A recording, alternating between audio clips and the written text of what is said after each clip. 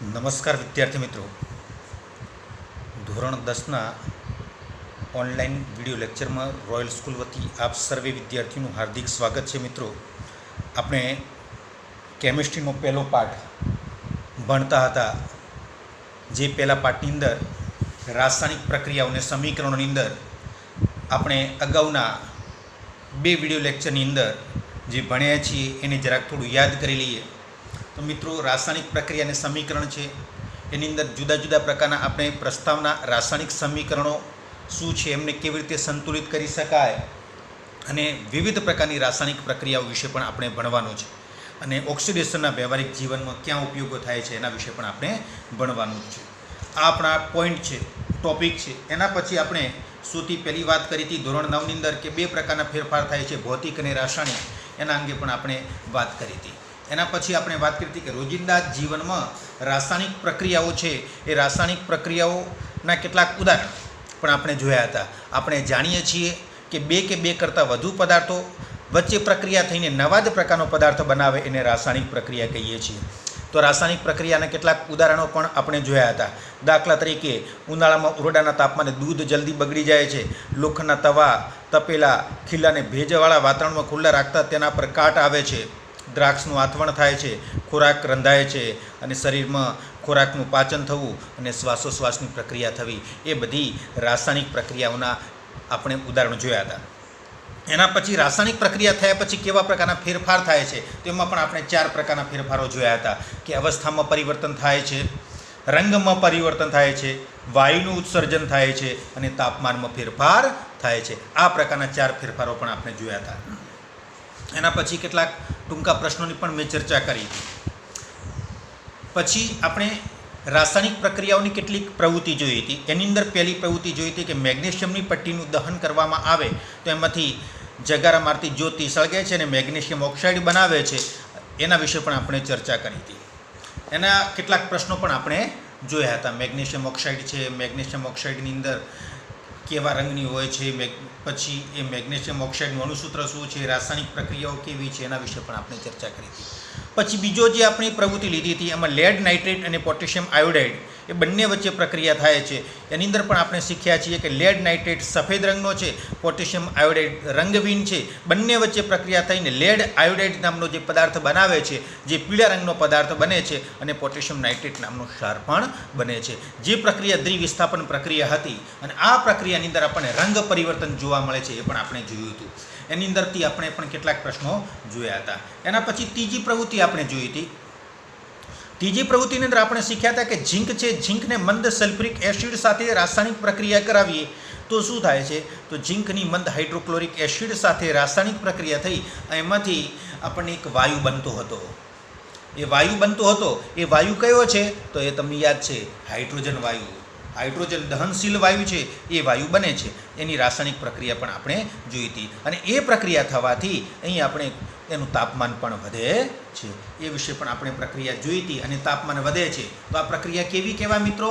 આ પ્રક્રિયાને ઉષ્માશ્રેપક પ્રક્રિયા કહીએ છીએ. એ પણ આપણે જાણીએ છીએ. તો આટલા સુધી આપણે જોયા. પછી એના પછી બીજી વાત કરીએ તો કે રાસાયણિક પ્રક્રિયા શું છે, અને આપણે રાસાયણિક પ્રક્રિયા થઈ તે માટેના અવલોકનો જણાવો, એ વિશે આપણે ચર્ચા કરી હતી.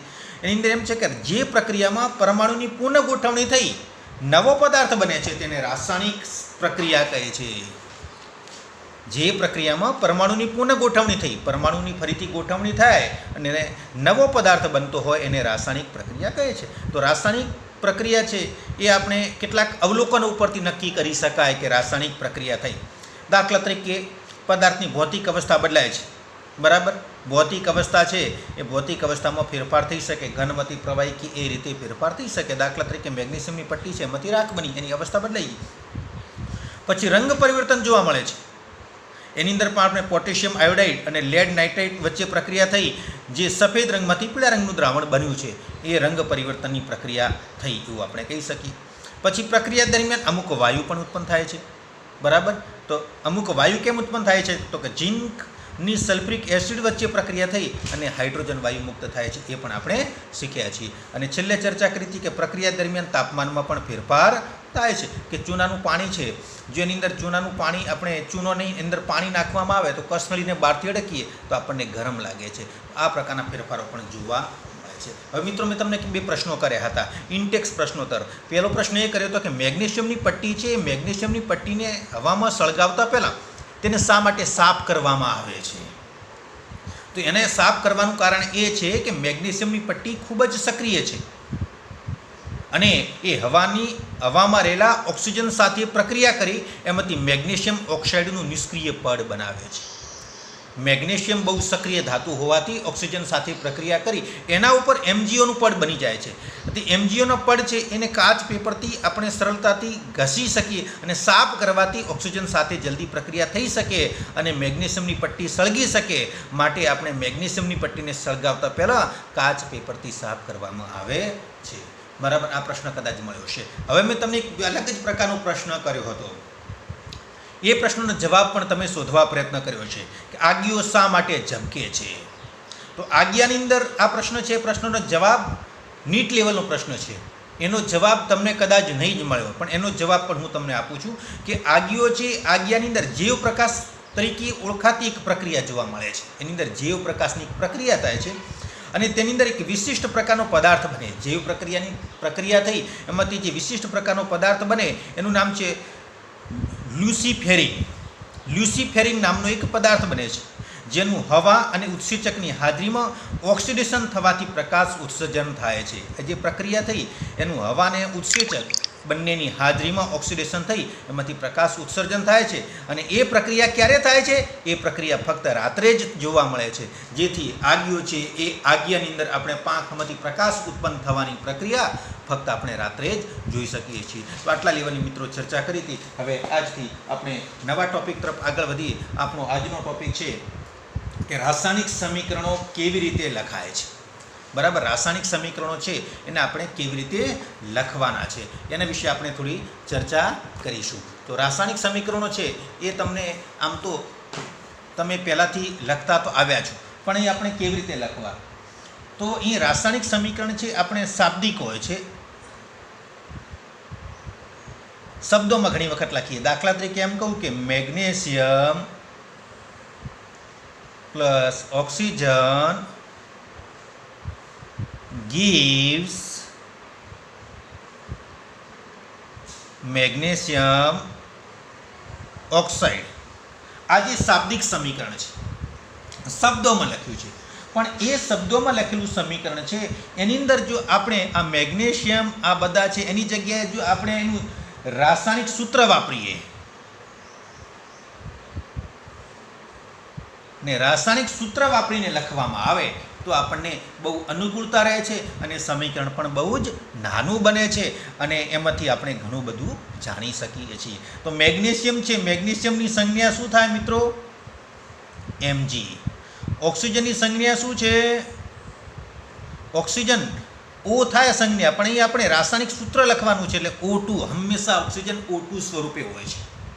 એમાંથી આપણને નિપજ, આ તીર છે, તીરની આ બાજુ જે છે એને નિપજ કહેવાય છે અને નિપજ મેગ્નેશિયમ ઓક્સાઇડ. તો મેગ્નેશિયમ ઓક્સાઇડનું અણુસૂત્ર MgO. આ મેગ્નેશિયમ ઓક્સાઇડ બને.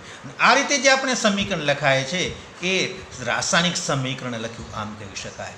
આ જે શાબ્દિક હતું એ શાબ્દિક સમીકરણને રાસાયણિક સૂત્રની મદદથી આપણે લખીએ છીએ એને રાસાયણિક સમીકરણ કહીએ છીએ.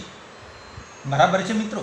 અહીં આપણે રાસાયણિક સમીકરણ લખવાથી આપણને શું શું ફાયદા થાય છે, એની અંદર શું શું સાવધાની રાખવાની છે એના વિશે જાણીએ. તો અહીં આપણે સૌથી પહેલાં આપણે એ જાણવાનું છે કે આ જે તીર છે એ તીરની આ બાજુની જે વાત છે એને ડાબી બાજુનો ભાગ કહેવાય અને તીરની સામેનો ભાગ છે એને જમણી બાજુનો ભાગ કહેવાય. હંમેશા ડાબી બાજુનો જે ભાગ છે એ ભાગની અંદર પ્રક્રિયક લખાય.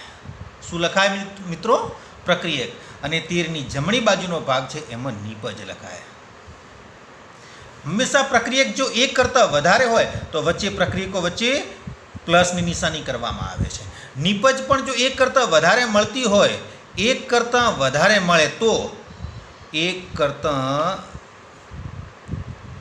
વધારે મળે તો નિપજ વચ્ચે પણ આપણે પ્લસની નિશાની કરી શકીએ છીએ. એટલે કે એમ કહી શકાય કે પ્રક્રિયામાં જે પદાર્થો ભાગ લે છે એ ભાગ લેતા પદાર્થોને પ્રક્રિયક કહેવાય. અને ઉત્પન્ન થતા પદાર્થો છે એને આપણે શું કહીએ છીએ? નિપજ કહેવામાં આવે છે. એટલે અહીં આપણે પ્રક્રિયક તરીકે કયા કયા પદાર્થો છે તો તમે કહી શકશો કે Mg અને O2 બે પદાર્થો છે, એટલે બંને વચ્ચે આપણે પ્લસની નિશાની કરી છે. તો નિપજ તરીકે આપણને કયો પદાર્થ મળ્યો? તો નિપજ તરીકે આપણને એક જ પદાર્થ મળે છે, એનું નામ છે MgO. શું નામ છે મિત્રો? MgO. તો અહીં આપણે પ્રક્રિયક અને નિપજની વચ્ચે તીર મૂકવામાં આવે છે. એને એમ વાંચી શકાય, તીરને આપણે ગીવ્સ એમ પણ વાંચી શકીએ કે magnesium plus oxygen gives MgO. તો આ રીતે આપણે રાસાયણિક સમીકરણ છે એ આપણે લખી શકીએ છીએ. એટલે હવે અહીં આપણે રાસાયણિક સમીકરણ લખ્યા પછી રાસાયણિક સમીકરણની અંદર આના વાત કરીએ તો અસંતુલિત રાસાયણિક સમીકરણ કોને કહેવાય? અસંતુલિત રાસાયણિક સમીકરણ. મિત્રો, સંતુલિત સમીકરણ અને અસંતુલિત, હવે સમીકરણ છે એ સમીકરણ સંતુલિત ક્યારે કહેવાય અને અસંતુલિત ક્યારે કહેવાય? અહીં આપણે મેં સમીકરણ લખ્યું છે Mg plus O2 gives MgO. એ જે સમીકરણ છે એ સંતુલિત છે કે અસંતુલિત?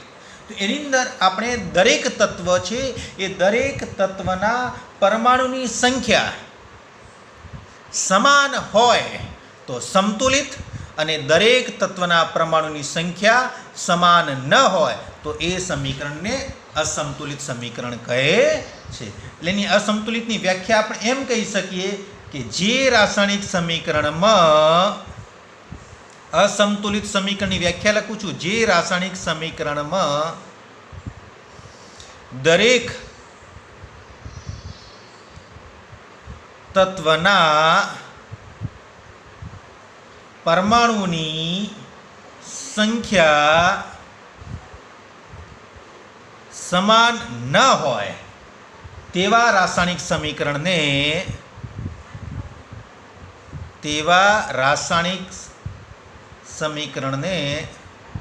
અસંતુલિત સમીકરણ કહે છે. તો અહીં આપણે દાખલા તરીકે જોઈએ કે અહીં જે સમીકરણ છે એ સમીકરણમાં તત્વો કઈ રીતે ગણી શકાય એ આપણે ગણીને જોઈએ. આ સમીકરણની અંદર અહીં આપણી પાસે તત્વ કયા કયા છે તો કે Mg પ્રક્રિયકમાં અને એક છે O. બરાબર. હવે તમે પ્રક્રિયકમાં આપણે ગણીએ અને નિપજમાં ગણીએ. તો પ્રક્રિયકમાં જુઓ તો Mg એક છે, નિપજમાં પણ Mg નો એક પરમાણુ છે, એટલે બંને સરખા છે. હવે એના પછી બીજું આપણી પાસે બીજું તત્વ કયું છે તો કે ઓક્સિજન. તો ઓક્સિજન પરમાણુ કેટલા છે પ્રક્રિયકમાં? પ્રક્રિયક એટલે આટલો જ પ્રક્રિયક દેખવાનો, તીરની ડાબી બાજુનો જે ભાગ છે એને પ્રક્રિયક કહેવામાં આવે છે.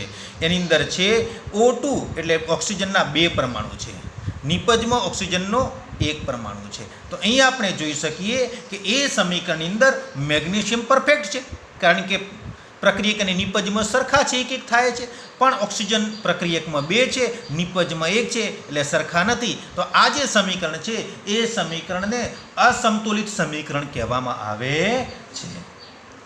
એ અસંતુલિત સમીકરણને આપણે બીજું કહીએ છીએ માળખાકીય સમીકરણ. યાદ રાખજો મિત્ર, માળખાકીય સમીકરણ ટૂંકો પ્રશ્ન પૂછી શકાય.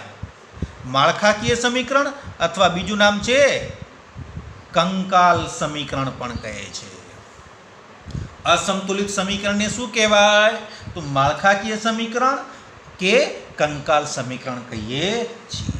તો આ રીતે આપણે આ જે સમીકરણ છે એ સમીકરણ અસંતુલિત સમીકરણ હોય તો એને સંતુલિત કેમ કરવું જોઈએ?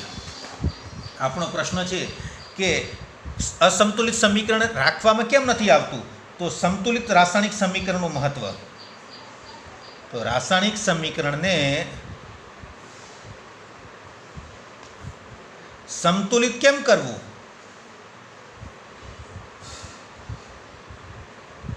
असंतुलित केम राखवामां आवतुं नथी। एनी अंदर आपणे संतुलित रासायणिक समीकरणनुं महत्व आ प्रमाणे छे। पहेલું महत्व एम छे के संतुलित रासायणिक समीकरणनी मददथी प्रक्रियक अने निपजना केटला मोल छे ते जाणी शकाय छे। तो प्रक्रियक अने निपजना मोल जाणी शकाय। बराबर मित्रों, संतुलित जो समीकरण हो तो प्रक्रियकना मोल केटला, निपजना मोल केटला ए आपणे जाणी शकीए छीए। पछी बीजो महत्व छे के प्रक्रियकनो केटलो जथ्थो प्रक्रियामां वपराय छे। प्रक्रियकनो जथ्थो छे एमांथी निपजनो जथ्थो केटलो मळशे।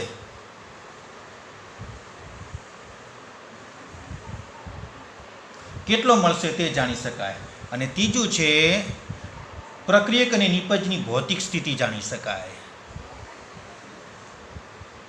संतुलित समीकरण होय तो भौतिक स्थिति एटले घन छे, प्रवाही छे, वायु छे के जलीय द्रावण छे एनी स्थिति पण आपणे जाणी शकीए छीए। तो आ रीते समीकरण छे ए संतुलित समीकरणनुं आपणे महत्व समजी शकीए छीए। हवे आपणे एम प्रश्न थाय छे के संतुलित समीकरण रासायणिक समीकरण संतुलित करवू केम जरूरी छे। केम जरूरी छे के आपणे संतुलित समीकरण केम करवू पड़े, संतुलित केम करवू। तो एनी अंदर आपणे एक नियम भण्या छीए। ए नियम हतो 9मा धोरणमां द्रव्य संचयनो नियम। द्रव्य संचयनो नियम एम कहे छे के रासायणिक प्रक्रियामां कोईपण रासायणिक प्रक्रियामां द्रव्यनुं सर्जन थतुं नथी।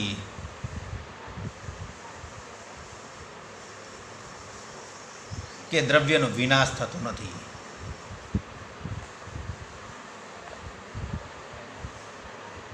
रासायणिक प्रक्रियामां शुं थतुं नथी, द्रव्यनुं सर्जन के द्रव्यनुं विनाश थतुं नथी। आ नियमने द्रव्य संचयनो नियम कहे छे। एक मार्कमां पूछी शकाय के द्रव्य संचयनो नियम लखो, तो द्रव्य संचयनो नियम जेने दळ संचयनो नियम पण कहेवामां आवे छे के कोईपण रासायणिक प्रक्रियामां दळ के द्रव्यनुं सर्जन थतुं नथी के तेनो विनाश थतो नथी। एटले के आपणे रासायणिक प्रक्रियानी अंदर प्रक्रियक अने निपज बंने बाजू परमाणुनी संख्या समान रहेवी जोईए। दाखला तरीके आ नियम समझीए कि आपणे एक व्यवहारिक उदाहरण लीए। दाखला तरीके तमे एम कहीए कि सुखड़ी बनावी छे। जो सुखड़ी बनावी होय, जो तमे 50 ग्राम घी लो, 50 ग्राम गोळ लो अने 100 ग्राम लोट लो, एमांथी सुखड़ी केटली बनशे? तो आ थाय तमारा प्रक्रियक। तो 200 ग्राम आ तमारी आवी निपज। એટલે આ જે ત્રણ પ્રક્રિયકો ભેગા થઈ 50, 50 અને 100, એ ત્રણ પ્રક્રિયકો ભેગા થઈને જે નિપજ બને છે એ 200 ગ્રામ તમારી સુખડી બનશે, ઓછી નથી થવાની। એટલે આ જે નિયમ છે એ નિયમનું રાસાયણિક પ્રક્રિયામાં પણ પાલન થતું હોય છે કે કોઈ પણ પ્રક્રિયા થાય, જેટલા પ્રક્રિયકના પરમાણુ છે એટલા જ પરમાણુ એટલા જ મોલ નિપજમાં હોવા જોઈએ। તો એ રીતે રાસાયણિક સમીકરણનું સંતુલન બહુ જ જરૂરી છે। એટલે સંતુલન કરીને આપણે એ રાસાયણિક સમીકરણની અંદર કેટલા પરમાણુ છે એ જાણી શકાય છે। તો કેટલાક રાસાયણિક સમીકરણ છે એને સંતુલિત કરવાનું એક ઉદાહરણ લઈએ આપણે મિત્રો। સંતુલિત રાસાયણિક સમીકરણ છે કે નહીં એ આપણે કઈ રીતે ખબર પડે। એક સમીકરણ આપણે ઝીંક ધાતુ છે એની અંદર મંદ સલ્ફ્યુરિક એસિડ સાથે પ્રક્રિયા કરાવીએ તો ઝીંક સલ્ફેટ અને હાઇડ્રોજન બને છે। આને શું કહેવાય મિત્રો? આને તમને ખબર છે, આને શું કહેવાય? પ્રક્રિયક। આ તીરની જમણી બાજુના પદાર્થને શું કહેવાય? નિપજ। એટલે પ્રક્રિયક અને નિપજ વિશે જાણો છો। આ જે સમીકરણ છે એ સમીકરણને કેવું સમીકરણ કહેવાય? તો કે શાબ્દિક। હવે શાબ્દિક સમીકરણમાંથી એને જો આપણે સંજ્ઞા કે અણુસૂત્રનો ઉપયોગ કરીને લખીશું, દાખલા તરીકે ઝીંકને Zn, સલ્ફ્યુરિક એસિડનું અણુસૂત્ર થયું H2SO4 gives ZnSO4H2। આ જે સમીકરણ બન્યું એ શાબ્દિકમાંથી કેવું સમીકરણ કહેવાય? એને કહેવાય રાસાયણિક સમીકરણ। કેવું કહેવાય? રાસાયણિક સમીકરણ। તો અહીં આપણે ઝીંક plus H2SO4 gives ZnSO4 plus H2. હવે જે આ સમીકરણ છે એ સમીકરણમાં આપણે પ્રક્રિયકના પરમાણુની સંખ્યા અને નિપજના પરમાણુની સંખ્યા ગણીએ, જો સરખી થાય તો આ સમીકરણને કેવું સમીકરણ કહીશું? સંતુલિત સમીકરણ કહેવામાં આવે છે. તો સૌથી પહેલાં કે આ જે પ્રક્રિયા છે એ પ્રક્રિયામાં કયા કયા તત્વો છે એ નક્કી કરવા પડે. દાખલા તરીકે Zn એક તત્વ છે Zn, પછી બીજું તત્વ હાઇડ્રોજન, ત્રીજું તત્વ સલ્ફર અને ચોથું તત્વ કયું છે? ઓક્સિજન. આમ 4 તત્વો છે. તો મેં અલગ અલગ લખ્યા છે. Zn, હાઇડ્રોજન, સલ્ફર અને ઓક્સિજન. આમ 4 તત્વો મેં જુદા જુદા લખ્યા છે. હવે અહીં લખ્યું છે કે આ જે છે આ પ્રક્રિયક છે. આ શું છે મિત્રો? તો પ્રક્રિયક છે એ લેફ્ટ હેન્ડ સાઈડ ડાબી બાજુ છે. આ જે મળ્યું એને શું કહેવાય? નિપજ. જે કઈ બાજુ છે? જમણી બાજુ. આ સાઈડ મેં પ્રક્રિયક લખ્યા છે, એના સામેના ભાગમાં મેં નિપજ લખ્યા છે. તો હવે આપણે એક એકના પરમાણુ ગણવાની શરૂઆત કરીએ. તો સૌથી પહેલું છે Zn. તો Zn કેટલા પરમાણુ છે? આગળ કશું નથી સહગુણકમાં, પાછળ પણ નથી, એટલે એક. Zn કેટલો પરમાણુ છે? 1. હવે નિપજમાં જઈએ તો નિપજમાં Zn છે. Zn પાછળ પણ કશું નથી, આગળ પણ નથી, એટલે Zn પરમાણુ નિપજમાં પણ થયો 1. એના પછી હાઇડ્રોજન. તો હાઇડ્રોજનના પરમાણુ ગણવા જઈએ તો હાઇડ્રોજન આ રહ્યો હાઇડ્રોજનમાં તમે દેખશો આટલું જ હાઇડ્રોજન જોવાનું, બીજું વધારે જોવાનું નથી. H2 તો હાઇડ્રોજનના 2 પરમાણુ છે. કેટલા છે? 2. એવી જ રીતે અહીં આપણે જઈએ તો અહીં પણ હાઇડ્રોજન આ રહ્યો નિપજમાં H2. તો અહીં પણ H2 એટલે હાઇડ્રોજનના પાછળ 2 લખેલા છે એટલે 2 પરમાણુ થયા. હવે એના પછી ત્રીજું તત્વ કયું છે? S એટલે કયું કહેવાય? સલ્ફર. તો સલ્ફર પણ આપણે જઈએ અને ગણીએ તો પ્રક્રિયકમાં સલ્ફરનો આ રહ્યો પરમાણુ. અહીં જોશો તો કેટલો પરમાણુ છે? ફક્ત 1 જ. જ્યારે અહીં સલ્ફરના કેટલા પરમાણુ છે? અહીં પણ 1. એટલે પ્રક્રિયક અને નિપજમાં સલ્ફરનો પણ 1 પરમાણુ છે. એના પછી છેલ્લો પરમાણુ આપણે ગણવાનો છે ઓક્સિજનનો. તો ઓક્સિજનમાં અહીં આપણી પાસે જુઓ મિત્રો, આ ઓક્સિજન O4. તો ઓક્સિજન O અને પાછળ કેટલા લખ્યા છે? 4. એટલે ઓક્સિજનના 4 પરમાણુ છે. એવી જ રીતે અહીં પણ આપણે ઓક્સિજનની પાછળ 4 લખેલું છે. કેટલું લખેલું છે? 4. અહીં પણ ઓક્સિજનના થયા 4 પરમાણુ. તો આ રીતે તમે જોશો તો આપણે દરેકના પરમાણુ લખ્યા. હવે આપણે એની સંખ્યાની ચકાસણી કરીએ કે પ્રક્રિયકમાં કેટલા પરમાણુ છે, નિપજમાં કેટલા છે. તો પ્રક્રિયકમાં અહીં પણ 1, અહીં પણ 1, બંને સરખા, એટલે ઝીંક સરખો છે. પછી હાઇડ્રોજનમાં જુઓ, અહીં 2 છે હાઇડ્રોજનના, અહીં પણ 2 છે. પ્રક્રિયક અને નિપજમાં હાઇડ્રોજનના પણ 2 પરમાણુ થાય છે, એ બંને સરખા છે. આ પણ હાઇડ્રોજન પણ સમતુલિત છે. એના પછી ત્રીજું તત્વ છે સલ્ફર S. એની અંદર પ્રક્રિયકમાં 1 પરમાણુ, નિપજમાં પણ 1 પરમાણુ, બંને સરખા છે, તો એ પણ સંતુલિત થયું. પછી છેલ્લું તત્વ કયું છે? તો ઓક્સિજન. ઓક્સિજન છે, ઓક્સિજન પ્રક્રિયકમાં કેટલા પરમાણુ છે? 4. નિપજમાં પણ 4 સરખા છે. તો આ રીતે તમે જોશો તો બધા જ તત્વો સરખા છે. એવું નથી મિત્રો કે 3 તત્વો સરખા હોય અને એકાદ તત્વ સરખું ન હોય તો પણ એ સમીકરણને સંતુલિત સમીકરણ ન કહેવાય. અહીં તમારે બધા જેટલા તત્વો હોય એટલા બધા જ તત્વો સરખા હોય તો એ સમીકરણ છે, એ સમીકરણને આપણે સમતુલિત સમીકરણ કહેવાય. આ જે સમીકરણ છે એ સંતુલિત સમીકરણ છે. તો આ રીતે આપણે સંતુલિત સમીકરણની ખરાઈ કરી શકીએ છીએ. જો કદાચ સમીકરણ સંતુલિત ન હોય તો આપણે સમીકરણને સંતુલિત કરવું પડે છે. કારણ કે દ્રવ્ય સંચયના નિયમ પ્રમાણે પ્રક્રિયક અને નિપજના પરમાણુની સંખ્યા હંમેશા સરખી જ હોય છે. જેટલા મોલ તમે કોઈ પણ પ્રક્રિયા જોશો, દાખલા તરીકે એમ કહું કે હાઇડ્રોજન અને ઓક્સિજન આ બંને ભેગા થઈ અને પાણી બનાવે, તો હાઇડ્રોજન છે, હાઇડ્રોજન જો તમે 2 ગ્રામ લેવામાં આવે, ઓક્સિજન 16 ગ્રામ લેવામાં આવે તો પાણી કેટલું બનશે? તો બંનેનું કરો સરવાળો, 16 + 2 એટલે કેટલા થાય? 18 ગ્રામ પાણી બને. એનાથી વધારે કે એનાથી ઓછું ન બને, 17 પણ ન બને, 19 પણ ન બને. એ નિયમ નક્કી જ છે, દ્રવ્ય સંચયનો નિયમ નક્કી છે, એ પ્રમાણે જ નિપજ બને છે. તો જો આ પ્રકારનું સમીકરણ સંતુલિત ન હોય તો આપણે એને સંતુલિત કરવું પડે છે. અને સમીકરણ સંતુલિત કરવાના જુદા જુદા તબક્કાઓ છે. એ તબક્કાઓ વિશે આપણે વિગતવાર પછીના વિડીયોમાં ભણીશું અને તમને કેટલાક સમીકરણો સંતુલિત કરવા માટે પણ હું આપીશ, જેની તમારે પ્રેક્ટિસ કરવાની છે. ને આપણે ધીમે ધીમે સમીકરણ સંતુલિત કરવાની પ્રેક્ટિસ કરીશું તો મને વિશ્વાસ છે કે તમે આરામથી કોઈ પણ પ્રકારનું સમીકરણ છે એ સંતુલિત કરી શકશો. એના પછીનો જે વિડીયો છે એ વિડીયો પણ તમારે ધ્યાનપૂર્વક બહુ શીખવાનો છે. તો મિત્રો આજે જે ટૉપિક ચલાવ્યો છે એ ટૉપિકને તમે ફરીથી પાઠ્યપુસ્તકમાંથી એકાદ વખત વાંચી લેજો અને એને સમજવાનો પ્રયત્ન કરજો. કોઈ પ્રશ્ન હોય તો પણ મને તમે પૂછી શકશો. ઓકે.